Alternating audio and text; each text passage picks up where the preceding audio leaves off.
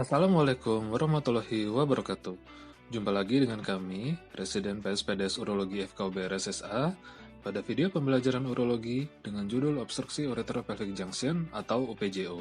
Dengan pembimbing, guru kami tercinta, Dr. Besudaryanto, spesialis bedah, spesialis urologi konsultan, dan Dr. Pradana Nurhadi, spesialis urologi konsultan. Obstruksi UPJ adalah gangguan terhadap aliran urin dari pelvis ginjal ke ureter yang menyebabkan dilatasi patologis pelvis ginjal dan kaliks.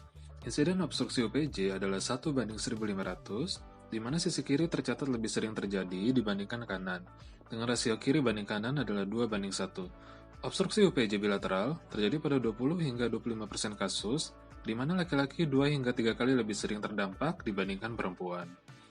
Mayoritas obstruksi UPJ adalah primer dan merupakan kelainan kongenital. Adapun faktornya antara lain, yaitu intrinsik, terkait susunan fibromuskular dan persarafannya abnormal di daerah UPJ, kemudian adanya lipatan ureter, di mana terjadi kinking akibat lipatan mukosa dan otot ureter, kemudian insersi tinggi dari UPJ dibandingkan lokasi normal, dan faktor ekstraluminal, yaitu penekanan ekstrinsik dari UPJ, seperti pembuluh darah aberran yang menyilang ke kutub bawah ginjal.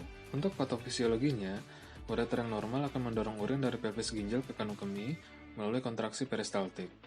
Kegagalan mekanisme ini menyebabkan terjadinya hidronefrosis. Compliance intrinsik dari sistem pengumpul awalnya mencoba untuk menghindari kenaikan tekanan dengan mengakomodasi akumulasi urin melalui dilatasi. Namun, tahanan aliran urin akhirnya menghasilkan hipertrofi pelvis ginjal dengan hilangnya compliance dan peningkatan tekanan dalam sistem. Perubahan fungsi ginjal terjadi kemudian. Manifestasi klinis dapat berupa benjolan pada area flank ataupun perut. Nyeri pada costovertebral angle mencerminkan distensi akut pada pelvis ginjal dan dapat disertai mual dan muntah.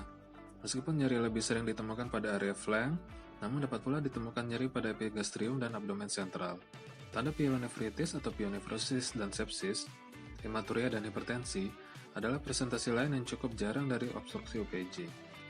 Pemeriksaan laboratorium dapat dilakukan dengan serum biochemistry untuk menilai fungsi ginjal secara keseluruhan dengan pengukuran ureum kreatinin dan laju filtrasi glomerulus, dan urin mikrobiologi untuk menilai kemungkinan infeksi. Pemeriksaan radiologi sangat berperan pada investigasi obstruksi UPJ untuk membedakan antara mereka yang mengalami resolusi bertahap dan mereka yang berisiko kerusakan ginjal. Modalitas yang dapat diperiksa yaitu ultrasound, intravenous urografi, voiding cystourethrografi, diuretic renal scintigraphy, magnetic resonance urografi, dan percutaneous pressure flow study. Tujuan tata laksana dalam mencegah hilangnya fungsi ginjal dan menghilangkan gejala yang disebabkan oleh gangguan aliran urin di UPJ. Tata laksana observasi disarankan apabila bayi asimptomatik, tingkat dilatasi pelvis dan fungsi diferensial dari ginjal yang terkena adalah stabil atau membaik. Kemudian tata laksana bedah disarankan apabila kondisi adanya gejala seperti nyeri, infeksi saluran kemih, hipertensi dan hematuria, kemudian adanya penurunan fungsi ginjal yang mengalami dilatasi, dan peningkatan dilatasi pelvis ginjal. Tata laksana secara operatif dapat dilakukan dengan endopielotomi, baik secara antegrade maupun retrograde endopielotomi, dan pieloplasti. Pieloplasti dapat dikerjakan secara laparoskopi, baik hand assisted atau robotic assisted, dan open pieloplasti. Untuk perawatan pasca operasi, DCR dapat dimulai pasca operasi area pertama.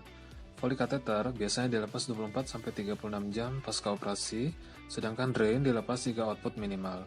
Stent ureter dilepas 4-6 minggu kemudian, sekaligus dilakukan follow-up dan diuretik renografi. Demikian pembahasan dari video pembelajaran urologi dengan topik obstruksi UPJ. Semoga bermanfaat, dan sampai jumpa di video pembelajaran lainnya.